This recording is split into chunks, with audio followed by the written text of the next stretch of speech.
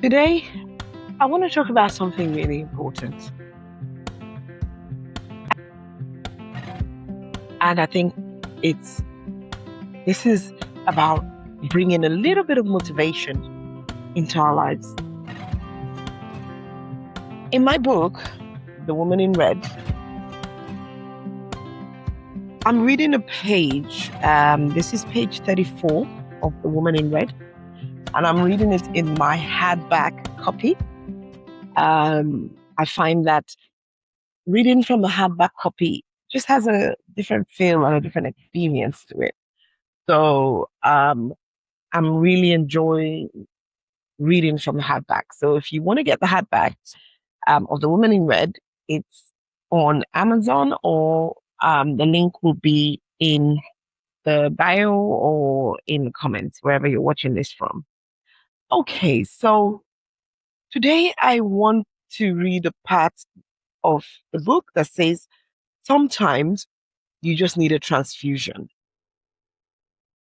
I talk about the woman in red as a metaphor for so many different things that red represents. And one of the things that red represents is blood. And blood carries oxygen, it carries life. There are times when the platelets or the hemoglobins or things that make the blood function and carry life is not working properly. And that is where you need a blood transfusion. Um, so hemophiliacs will understand what it means to have constant blood transfusion.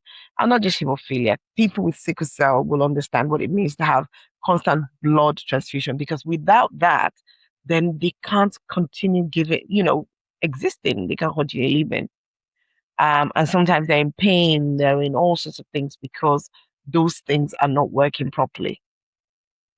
So the book says, let's be real. Every strong woman runs low sometimes. Even the woman in red, you know, even the woman in red who is supposed to be strong and capable. When this happens, the fear creeps in, doubt gets loud, you feel invisible, feel the life draining out of you, energy slowly slipping away, losing iron and the dulling of zeal. Dulling of zeal, that means that your zeal is beginning to move, it's beginning to dry out.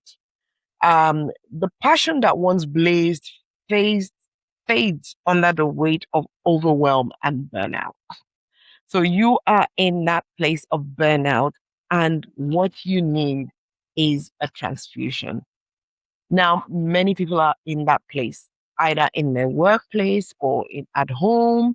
They're finding that it's overwhelming being a mom, being a leader, being in ministry, being a ministry leader. Sometimes you get burnt out because life just throws so much at you. It's just throwing, and you're getting to that point where you're thinking, you know what, I just can't take anymore.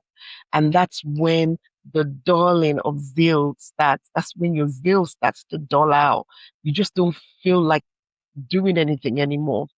And as a mental health practitioner, I find that these are the kind of people that I have to deal with where they come to me because they just burnt out. They have been leading their team, they've been working all hours that God sent, and they are now in that place where it is like enough. I can't do anymore. Reading again from the book, it says you wake up knowing you have responsibilities to carry. It's usually that, isn't it? People to lead and decisions to make. Decision fatigue. I'm sure you heard of that. Decision fatigue. As a leader, sometimes you just get tired of making those decisions, but you feel empty, unequipped, and stretched beyond your capacity. Everybody has a capacity. We all have our level of stress vulnerability. There's something we call stress vulnerability in mental health. At the point where you become vulnerable is that point where you are not able to cope anymore. Your stress levels has gotten to its capacity. You can imagine stretching an elastic band. You can only stretch an elastic band to its capacity before it snaps. And that's the same thing that happens when you are the woman in red. So, reading from the woman in red, it says the woman in red understands that strength is not in pretending to have it all together. That's not what your strength is. Pretending that, oh, everything is okay. I'm fine. You're going to work every day. You feel everything's fine. Your children feel everything is fine. Your husband feels everything is fine. But yet deep down, you are crying inside because you've had enough. Life has just thrown things at you. I know that I've had those moments. I've had moments when I've even sat down and thrown a pity party for myself, thinking, you know what? I've just had enough. I'm just so burnt out with so much just happening around me. Now, I I do a lot of things, but one thing that gives me joy is writing. So writing my books, I don't get burnt out from writing my books. I get burnt out from all the other activities that I had to come into it. And as a leader, there's nothing wrong with saying, yeah, I've gotten to my limit. So the woman in red understands that strength is not in pretending to have it all, but in recognizing when she needs a transfusion. And he goes on to say that transfusion is not weakness, it is wisdom. Wisdom. What is wisdom? Wisdom is your ability to make the right decision at the right time because you have the right kind of information. Sometimes having the right kind of information means that you recognize yourself, you are self aware, and you know that you have gotten to your limits, and you decide, okay, I've got to do something to reignite my passion or make me strong again, and that is where uh, recognizing that you need transfusion is not weakness, it's actually a strength because you can then sit down and begin to count the cost of what is happening in your life. It is the intentional act of restoring what has been lost. So when you see that your zeal, your dulling, and it's no longer there, then you make an intentional decision. The last video I did was on intent. You make an intentional decision to restore yourself. And to restore yourself may look like several things. One, learning a new skill. Learning a new skill is amazing how that can just, excuse me, restore you. Sometimes it means going back to university to learn something. Sometimes it just means learning a new skill. Right now, we are in the AI age, and there's a lot to learn in this AI age. As a Christian, I always talk from the Bible. The Bible says in the last days, there'll be an abundance of knowledge. So if you are here in this age and you're not gathering the knowledge that you need to be able to keep your passion and your fire burning, then you're missing out. You're missing out. So sometimes it just means going to learn a new skill, just going to learn new things that is happening around you. Change is inevitable. You can't say, "Oh, I'm not going to use AI." Change is inevitable. There is no way things are going to be static. There will be times when you need to move to the next level. As humans, we evolve. I know that so many years ago, mobile phones, they were impossible, it was like a big ton of brick that you put on your ear. And now you have tiny things which are mobile phones and people are using them because change is inevitable. So AI coming into the world where we exist, it's always been there. It's been there for years, but obviously it's now that more people are being aware of it. And it is so important to start to understand how to be a part of it. Now, people say that, oh, AI is going to take my job. AI is not going to take your job. AI is going to take the job of people who don't know how to use AI. So only people who know how to use it will remain in a job. Imagine you're in a big company where the CEO is busy thinking of strategy. Do you think he's going to sit down there and start using AI to create stuff for himself? No, he will still have to employ people who are going to do the creation of those stuff, but he will employ the people who he knows will give him the most value and will ensure his productivity. And that's where AI comes in. I've written a book called AI from Zero to Fluency for Beginners.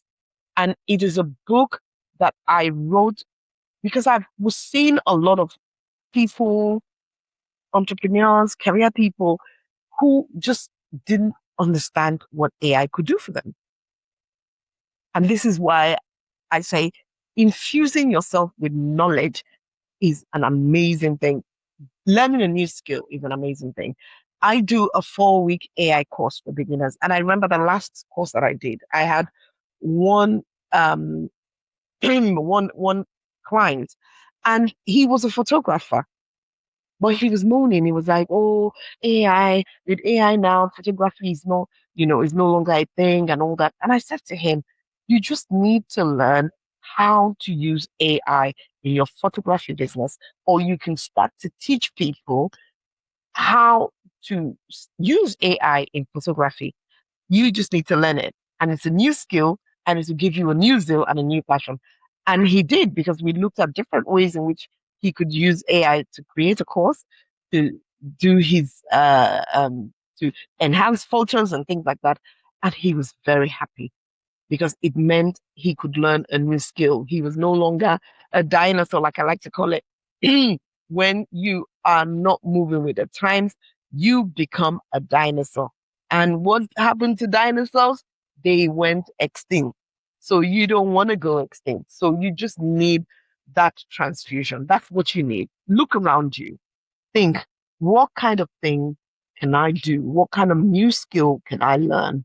And right now, learning skills around AI is one of the greatest things that you can do, which will help elevate you. Okay. We talked about learning a new skill to sharpen your edge, seeking guidance. That's the number 2. Seeking guidance from a coach or mentor who can help you see clearly again. I can't tell you how important this is. And this is why I am in the coaching space. I'm an empowerment coach. I write books and I help people publish books. And I've met people, I've written so many books. I've written 36 books now. And I've met so many people who say to me, "Oh, I've been writing my book for 20 years. In fact, the last one I did, I heard she said, "I've been writing my book for 26 years." 26 years and you haven't published the book. Sometimes all you just need is a transfusion. You just need a coach who will just come, hold your hand, and pull you over the line. The clients I work with, most of them would tell you they started their book a long time ago. Their book is going to be their authority. It is what they're going to use to create visibility for themselves. It gives them that courage. It makes them an author. I know that a lot of my authors are so grateful that they have this opportunity. And this is the opportunity that I'm bringing. Um, I and my friend and colleague, Rebecca Nwankwo, we are running a program. It's called From Idea to Launch. And you're getting 2 for the price of 1, a double whammy. We're helping you create a business and a book at the same time. So you create your business, but you're also creating your authority through your book.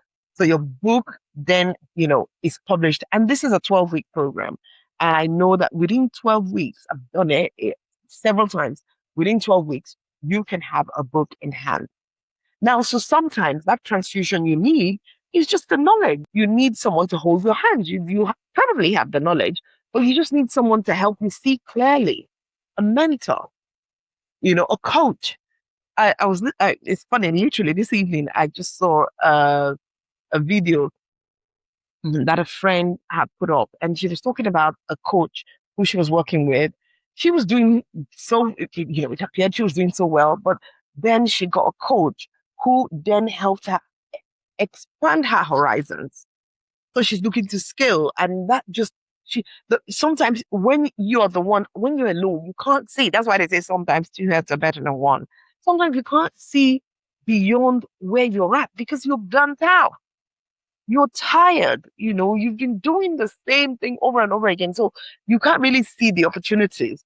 But when you're working with a coach can look at you and say, you know what, you could do this, you could do that. You have these skills, you have those skills. Why haven't you used them to produce this? Then you get clarity. Then those light bulb moments come. I didn't just jump into publishing. I did a training program on publishing. I had a coach. I learned the whole process and I put it into action. So it's not just about learning the process, obviously, it's about putting it into action. But when you have a coach, action becomes easier because your coach is pushing. Your coach, you meet your coach regularly, they are pushing to try and get you over the line. That's their goal. So getting a mentor or coach can help you see clearly again. The other thing is stepping into networking spaces. So sometimes you just need to step into certain spaces where you have people who are aligned with your vision. Don't just step into any place, a place where people are aligned with your vision, a networking space. I talk about networking in this book and the importance of creating your tribe. Very, very important. I actually talk about it in The Woman in Red because it's very, very important to have relationships. So important. So what I'm trying to say is that you just have to find your own network. And once you find your network, you will find your net worth. As they always say, your network is your network. So once you find your network, who can then work with you? That's how you find your clients. A lot of my clients come from networking events, which I've attended. Now, I'm not saying attend every networking event, but at least make it a point of duty to attend and engage. You can attend network event online. There's a lot that happens online, which is really great. That's one of the gifts that COVID gave us. But I was just reflecting on that and thinking, before COVID, I used to do things online. I remember I used to run a teacher training program called Petals. And Petals at the time, I used to have to assess people online. It was an e-course that we were doing at the time. It was online. We didn't call it that then, but it was an online program. And I was able to assess people online because they had to do what's called a micro teach. And a micro teach means that you stand in front and you deliver a lesson which you are assessed on. So your communication, your mode of presentation and all that is assessed. And that's what I was doing, and I was using Skype at the time. Who remembers Skype? It was it was ahead of its time, to be honest, Skype, because now we have Zoom, we have all sorts of platforms. But Skype was there at the time. Now, obviously, Zoom has overtaken it and people don't use Skype so much. But we used Skype. We got people to send in information online. All these are platforms where you can have your courses. In those days, we just did it and people sent us information by email and things like that. But we met them on Skype. So very important to attend networking spaces that reignite your vision. So when you start to attend, like now, one of the things that we're doing is we're having a networking space to discuss and to give value and to interact with people on the 13th of August. Details will be in the bio, where we will be holding our program. It's a face-to-face program, so it's an opportunity for people to network, to get to know each other. And if you're starting a business together, if you're in a course together, then you can encourage each other and you create a network. And that's why sometimes face-to-face is really brilliant. So it also could mean the fourth thing, you could invest in professional platforms that equip you for growth. We are in a time of knowledge where there are professional platforms that can equip you, give you the knowledge. Recently I have been learning about creating AI videos, and even The Woman in Red has come to life because of AI. It's come alive because of AI. So I am very excited because I'm somebody who likes new things. Dopamine levels will need that constant excitement. And this is giving me that excitement. So being able to create a video, I just created a book trailer for one of my books, which is coming out soon. I'm working on that at the moment. It's a novel. I've just created a book trailer for that. It's a basketball romance novel. So it's really, really interesting. Even if I say so myself, very interested. Um, this time around, it doesn't have a cliffhanger like my former book, Shadows of Two Worlds. I got a lot of reviews on Shadows of Two Worlds. People said, it's funny. They said I would give 5 star, but she kept us hanging. And I kept hanging for a reason because there's another book that's going to come out with Shadows of Two Worlds. It has a part two. So you need to look out for the part two so that you can continue to enjoy that journey of the Shadows of Two Worlds. The whole idea is not to keep you hanging. The whole idea is that you should come back for more to enjoy more of the meal that I'm going to have prepared for you in book two. So watch out for Shadows of Two Worlds, book two, coming your way very soon. But for now, like I said, I have used AI to create. I use it to create book trailers. So in fact, that is now a new service that I will be offering book trailers as part of people who work with me in terms of one-to-one who create the book with me. One of the things that we do is create a book trailer because we use the book to create authority. We create a book trailer. We also do interviews, podcast interview, because I run a podcast called Purpose Pathway, and I interview people about their pathways to their purpose. It just talks about it. So, as an author, you get that opportunity to, showcase yourself through an author interview as well. So you get an author interview. Now you get a book trailer, which is amazing. And so we have our promotion package as well for people who want to promote their book even more, and all of those things will will surface as we go along. So if you really, really are thinking of a transfusion, think about how we can help you get to that place. By attending our program on the 13th, we can start to talk about how do we get you to become an author and to create a business. Maybe you've been thinking about something you wanted to do and your job is becoming dull. You are just going 9 to 5. You don't know why you're there. Your purpose is not there. Then this is the time. In fact, I think this is the best time because I'm seeing so many redundancies. So many people are being made redundant and it's affecting mental health badly. The job market is really difficult at the moment from what I hear. So it is so important that you start to think about plan B. What's your plan B? What's your side hustle? What are you going to be doing?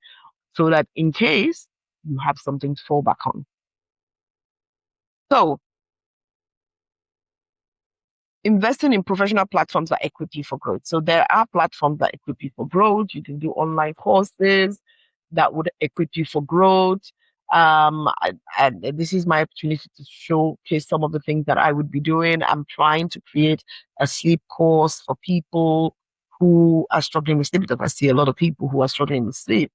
And sometimes you just need that direction, you know. So again, going on a professional platform, it's just going to help you. It's just going to increase your ability to be revived again. Because if you can't sleep, again, I'm doing a sleep program on the 19th. If you can't sleep, then obviously you have the dulling of your zeal. Your zeal, is sorry, that's me trying to, be me, really. Okay, so this is how you infuse life back into your bloodstream. So I'm reading from the Woman in Red now. And restore your strength, your clarity, your focus. The woman in red does not wait until she is completely depleted. You don't have to wait until you have nothing more to give. She refuels. So when when your car is in water tank, do not wait for it to be empty. Get your fuel quick. She refuels, she recharges, she realigns. And in doing so, she rises again as a leader she was always called to be: strong, focused, and full of life. You are not invisible. And this is what I want to leave with you today.